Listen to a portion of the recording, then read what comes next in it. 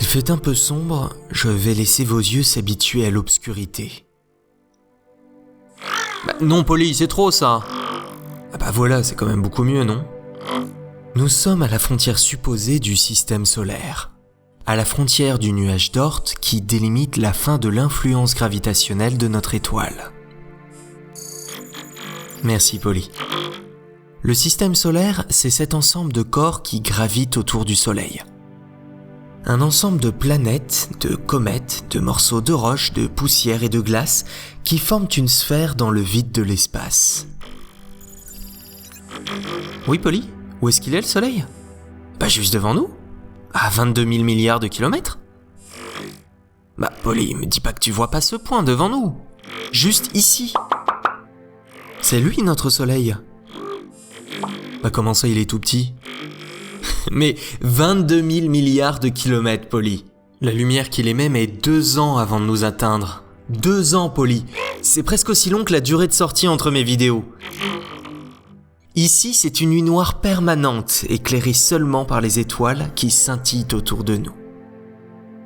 Bon, franchement, il n'y a pas grand-chose à faire. La température est proche du zéro absolu, il fait très sombre, et il n'y a pas un seul caillou. Alors, si tu ne veux pas procrastiner en regardant une vidéo YouTube, on va se rapprocher du Soleil.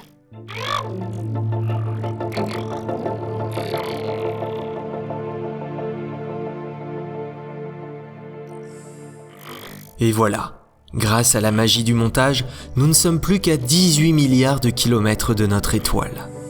Ça n'a pas changé grand-chose, c'est toujours un petit point parmi tant d'autres. Cependant, nous venons de traverser l'héliopause. Une frontière un peu floue qui marque la fin de l'influence du vent solaire, un flux de particules chargées qui émanent de notre Soleil. Et ben ça alors, regarde ça, Polly. C'est la sonde Voyager 2, une sonde lancée par la NASA en 1977. Elle a mis plus de 40 ans pour venir jusqu'ici en se déplaçant à plus de 55 000 km par heure. Avec sa jumelle Voyager 1, il s'agit des objets d'origine humaine les plus éloignés de la Terre. Et elles sont encore en état de marche grâce à des petits générateurs électriques nucléaires, ou RTG, qui devraient les alimenter pendant plusieurs années. Elles vont voyager encore pendant des milliers d'années avant de sortir du système solaire et des dizaines de milliers d'années avant de croiser une nouvelle étoile. Elles sont un peu seules, c'est vrai, mais c'est pas grave pour des robots. On se rapproche, Polly? Ah, au fait, je ne sais pas si tu as remarqué, mais cela fait quelques milliards de kilomètres que nous traversons un champ de comètes que l'on appelle la ceinture de Kuiper. Ça ne ressemble absolument pas à ce que l'on peut voir dans les films, car en réalité, l'espace est tellement grand que les comètes sont séparées de plusieurs millions de kilomètres. Je crois que je n'ai jamais dit autant de fois les mots millions et milliards que dans cette vidéo. Ah, regarde, Polly. Voici le corps le plus connu de la ceinture de Kuiper. Pluton, une planète naine visitée par la sonde New Horizons en 2015. D'un diamètre égal aux 2/3 de la Lune, elle est principalement composée de roches, de glace de méthane, de glace d'eau et d'azote gelé. Elle tourne autour du Soleil en 248 ans et possède 5 petits satellites: Charon, Hydre, Nix, Kerberos et Styx. Pas grand-chose d'intéressant sur Pluton, à part pour les Américains, on va donc se rapprocher de la planète la plus éloignée de notre Soleil, Neptune.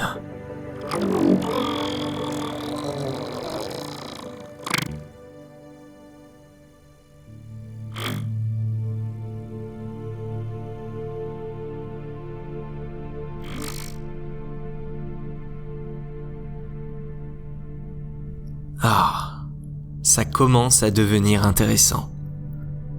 Neptune, dieu des océans et des mers déchaînées. Un nom parfait pour cette géante des glaces d'un bleu azur avec des vents de plus de 2000 km par heure. Comme les autres géantes gazeuses, elle possède un système d'anneaux et de nombreux satellites naturels comme Triton, un astre plus gros que Pluton. Rapprochons-nous encore.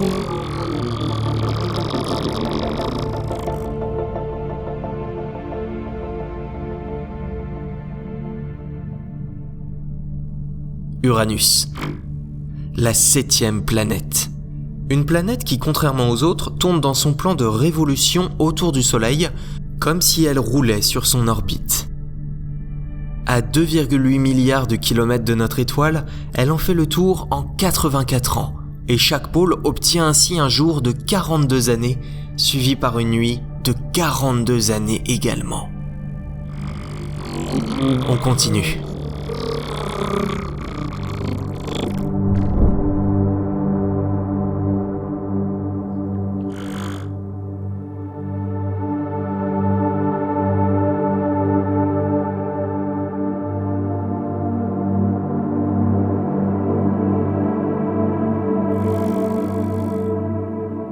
Saturne et ses anneaux. Nous sommes à 1,5 milliard de kilomètres du Soleil et le spectacle est magnifique. 10 fois plus grande que la Terre, on l'observe depuis la préhistoire. La géante gazeuse est entourée de plus de 80 satellites naturels, dont Titan, une lune de la taille d'une planète avec des lacs d'hydrocarbures, et Encelade avec ses geysers de glace. Ces anneaux, qui sont composés principalement de glace d'eau et de poussière, s'étendent sur des centaines de milliers de kilomètres. Un paysage de science-fiction, pourtant bien ancré dans le réel.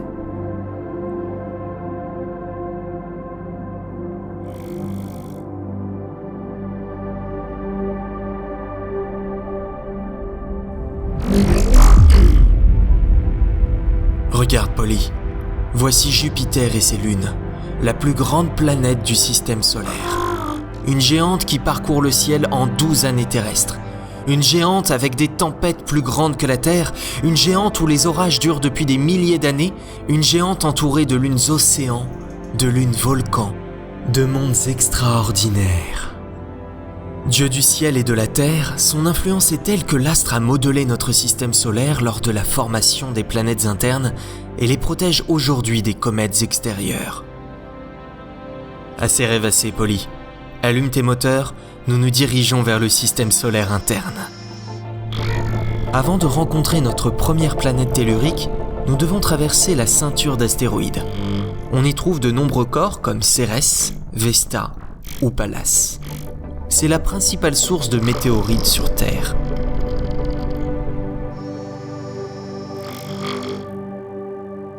La voici, Polly, Mars, et son lot de questionnements, de dangers, de promesses et d'opportunités.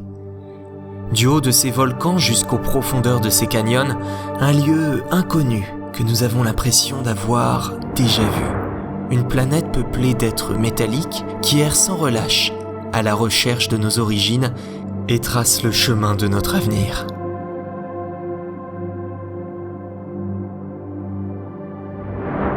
Laisse tes amis, Polly, nous reviendrons.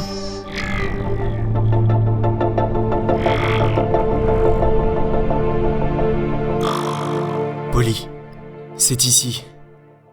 C'est chez nous. Sur cette bille bleue, la plus belle de toutes les planètes. Le berceau de l'humanité, le berceau de la vie. Terre, un trésor fragile que nous devons protéger. Terre, notre point de départ vers les étoiles. Terre, un paradis que nous n'oublierons jamais. Le début de notre plus extraordinaire aventure.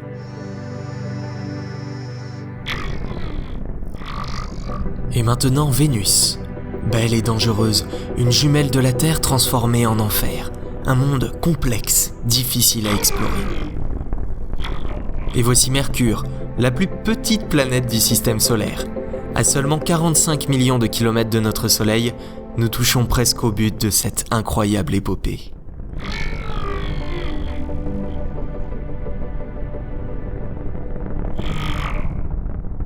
Il est là. Regarde, Polly. Le Soleil.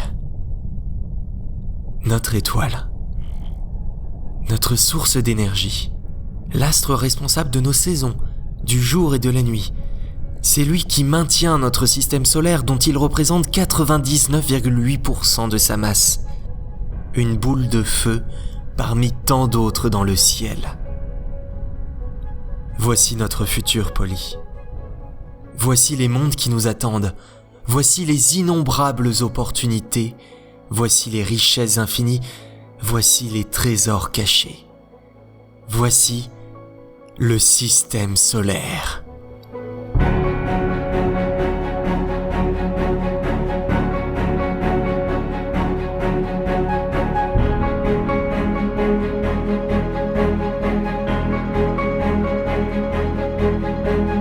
Merci à tous d'avoir visionné cette vidéo.